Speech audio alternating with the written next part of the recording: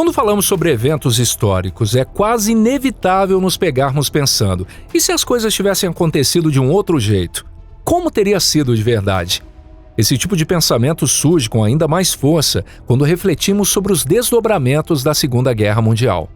E se a Alemanha tivesse conseguido terminar o desenvolvimento da bomba atômica antes do fim da guerra, o que será que teria acontecido?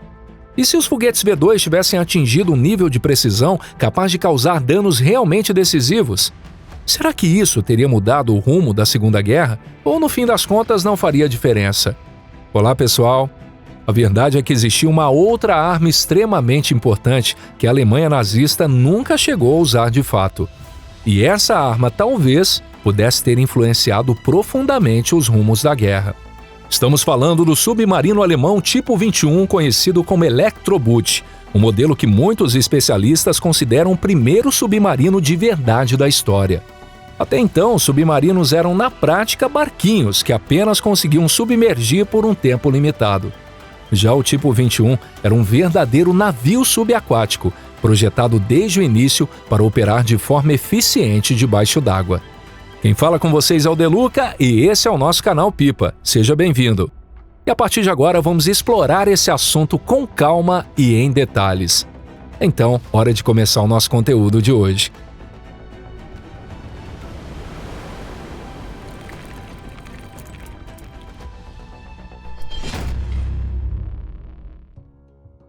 O nascimento do conceito de um submarino de verdade. Durante a Segunda Guerra Mundial, nenhum dos submarinos das nações em conflito era de fato algo que pudéssemos chamar de habitante das profundezas, como os submarinos modernos que conhecemos hoje. Mesmo podendo submergir, eles eram essencialmente embarcações de superfície, que mergulhavam apenas por curtos períodos, geralmente no momento do ataque ou para fugir do inimigo. Ainda assim, no início da guerra, os submarinos da Marinha Alemã, a Kriegsmarine, evoluíram e se tornaram a principal arma ofensiva da frota do Terceiro Reich. Como uma alcateia de lobos, os submarinos alemães operavam em grandes grupos e impunham perdas devastadoras às forças navais dos aliados.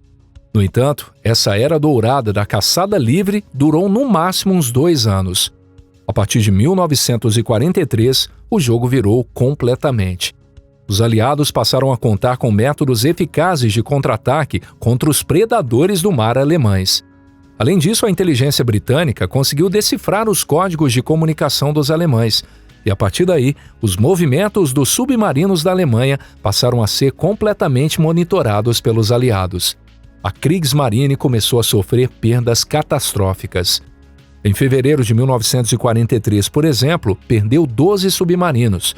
Já em maio daquele mesmo ano, nada menos que 41 foram afundados. No total, as perdas anuais da frota de submarinos alemã chegaram a 244 unidades em 1943 e a 249 em 1944. Diante disso, o almirante Karl Donitz, comandante supremo da Kriegsmarine, concluiu que seria impossível vencer a guerra submarina sem uma revolução tecnológica. Acontece que já em 1943, sob a liderança do Dr. Helmut Walter, existiam os planos de um motor revolucionário para submarinos. Esse motor usava peróxido de hidrogênio como combustível e foi instalado em um protótipo da classe 17. Mas naquela época, o projeto ainda era imaturo, apresentava riscos elevados de explosão e não chegou a ser viável na prática. O submarino de Walter era tão avançado para os padrões da época que foi considerado impraticável e prematuro para ser produzido em escala. Ainda assim, foi decidido que os conceitos por trás desse projeto serviriam de base para o desenvolvimento de um novo tipo de submarino. O formato hidrodinâmico altamente eficiente, pensado para o motor de peróxido, foi mantido, mas o sistema de propulsão perigoso foi abandonado em favor de um motor diesel elétrico muito mais confiável. Mesmo assim, seria um grande erro classificar esse sistema diesel elétrico como convencional. Mas afinal, será que o submarino tipo 21 pode realmente ser chamado de uma revolução tecnológica? Para responder a essa pergunta, precisamos analisar cada uma das ideias fundamentais incorporadas ao projeto do tipo 21, autonomia elevada, velocidade submersa superior, design do casco refinado, sonar poderoso e um sistema de lançamento de torpedos totalmente inovador. Velocidade. O primeiro ponto digno de destaque é que, pela primeira vez na história, a velocidade submersa de um submarino superou sua velocidade na superfície. E foi justamente essa velocidade que representou o maior feito do submarino tipo 21. Atingir 17,2 nós debaixo d'água, o que equivale a cerca de 32 km por hora, era algo simplesmente impensável naquela época. Em comparação, submarinos convencionais da época só conseguiam alcançar de 6 a 8 nós submersos, uma velocidade digna de uma tartaruga. Já o tipo 21 era capaz de despistar com facilidade os navios de escolta que vinham em sua perseguição, lançar ataques diretamente debaixo d'água e até realizar manobras que antes pareciam impossíveis. A chegada desse novo modelo quebrou completamente os princípios fundamentais da guerra antissubmarina. Em outras palavras, a tática tradicional de forçar o submarino a submergir e depois eliminá-lo por qualquer meio possível deixou de funcionar. Antes, um submarino que não conseguia mergulhar a tempo era um alvo fácil para as embarcações de superfície. Mas agora, o cenário se inverteu por completo. Quanto mais fundo mergulhava o tipo 21, mais ameaçador ele se tornava, até mais do que quando estava na superfície. A bateria gigantesca. Na verdade, não era só a bateria que era gigantesca. Os motores a diesel instalados também estavam longe de ser pequenos. Esse novo modelo de submarino vinha equipado com 2 motores a diesel da empresa MAN, cada um com 2.000 cavalos de potência. E aqui começa a parte realmente impressionante. Esses motores a diesel alimentavam 2 motores elétricos de 2.500 cavalos cada. Em outras palavras, o desempenho desses motores elétricos eram 5 vezes maior do que os submarinos convencionais da época. Não é de se estranhar que o tipo 21 tenha ficado conhecido como Electroboot, ou seja, o navio elétrico. Imagine um equipamento com 3 metros de comprimento e 1,3 metro de diâmetro. Cada uma dessas máquinas pesavam impressionantes 10,33 toneladas. Mas a coisa não parava por aí. O navio ainda contava com 2 motores elétricos adicionais, usados para se aproximar silenciosamente dos alvos. Esses motores eram acionados quando era necessário se mover com extrema discrição, sem ser detectado. Mesmo operando a uma velocidade de até 6 nós, esses motores conseguiam manter a embarcação praticamente silenciosa. Ainda assim, por mais surpreendentes que fossem essas inovações técnicas, todas elas ficaram em segundo plano diante da bateria. A bateria era composta por 6 blocos de células do tipo 44 mol 740, cada bloco com 62 unidades. O peso total desse sistema gigantesco era nada menos do que 225 toneladas. Graças a essa bateria de altíssima capacidade, o submarino conseguia navegar silenciosamente debaixo d'água por até 3 dias, sem precisar recarregar. Mantendo uma velocidade econômica de 5 nós, o tipo 21 poderia percorrer cerca de 340 milhas náuticas, ou aproximadamente 630 quilômetros, sem sequer precisar emergir. Isso fazia com que o desempenho do submarino, ainda durante a Segunda Guerra, já se aproximasse do conceito dos modernos submarinos nucleares. Quanto menos tempo na superfície, maiores as chances de sobrevivência. O casco hidrodinâmico. A escolha de basear o casco do submarino no projeto feito pelo Dr. Helmut Walter para o motor a peróxido de hidrogênio foi uma decisão absolutamente acertada por parte dos engenheiros.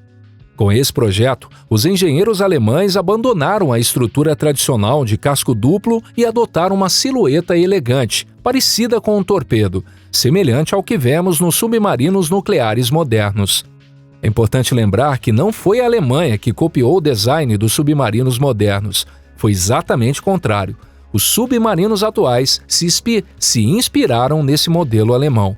Vale destacar que esse foi o primeiro submarino da história pensado não para navegar na superfície e submergir apenas quando necessário, mas sim para operar ativamente debaixo d'água e atacar o inimigo.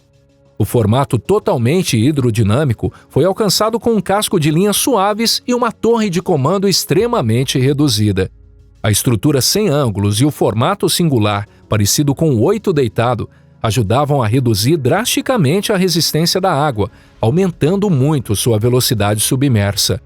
Mais uma vez, esse foi o primeiro submarino da história a ser mais veloz debaixo d'água do que na superfície.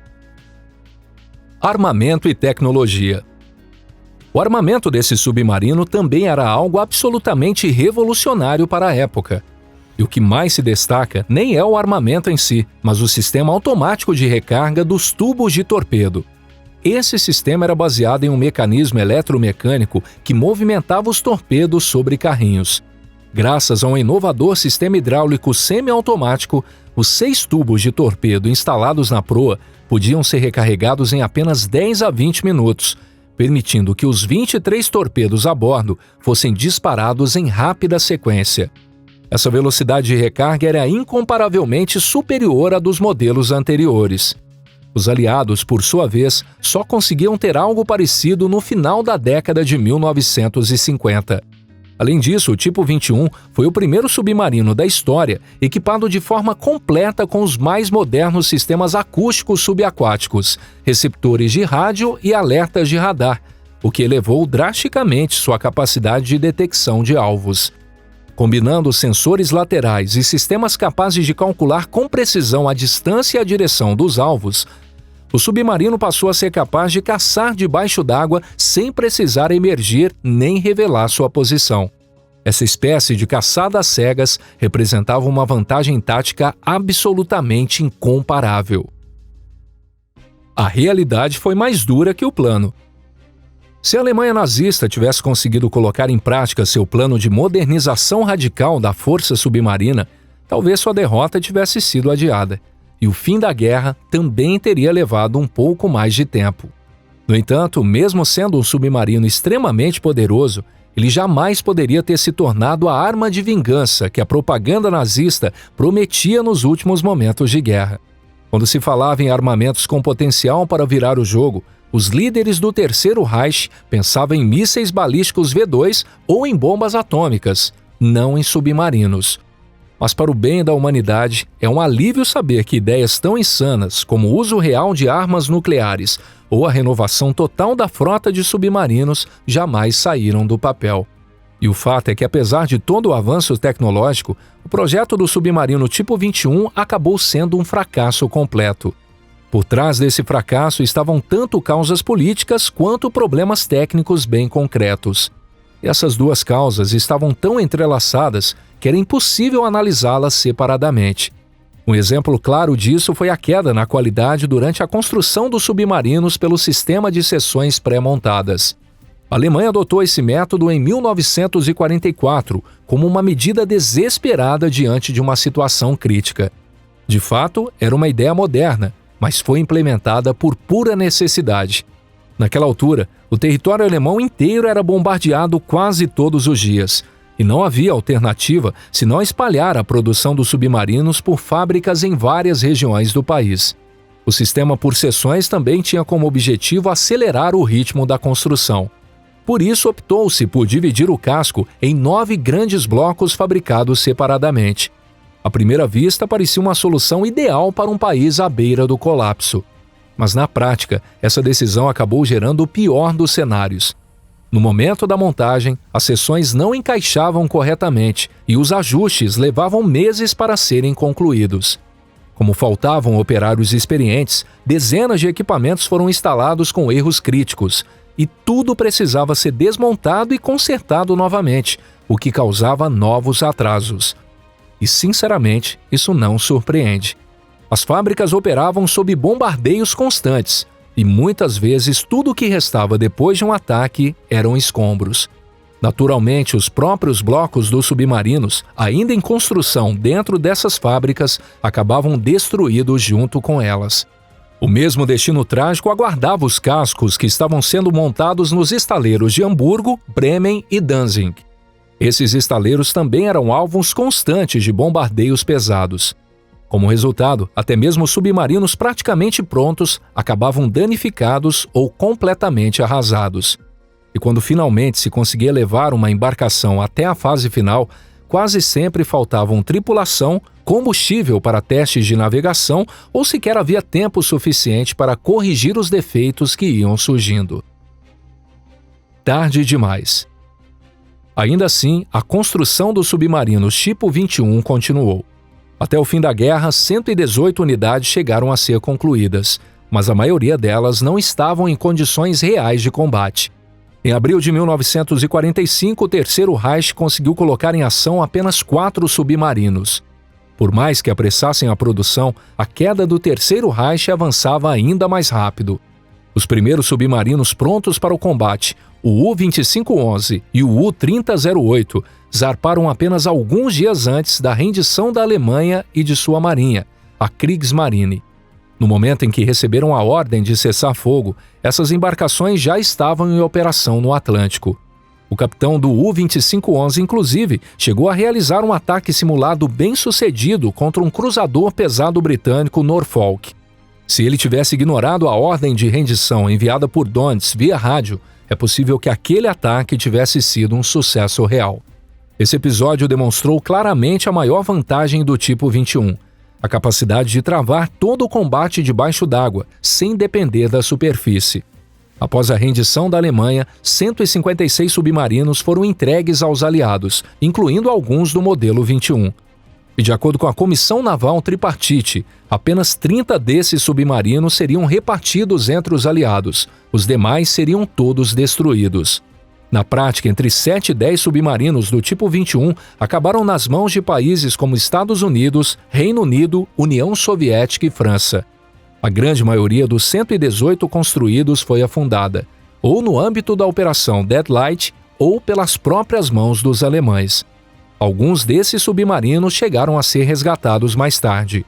O U-2540, por exemplo, afundado em 1945, foi recuperado em 1957. Ele passou a ser usado pela Marinha da Alemanha Ocidental como navio de pesquisa.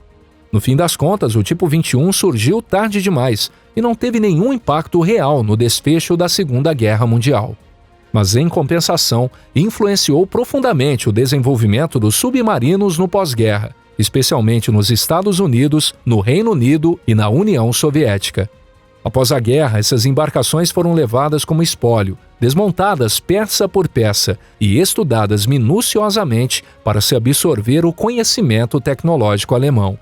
Os Estados Unidos usaram a tecnologia do tipo 21 como base para o projeto Gupi, que modernizou toda a frota submarina americana.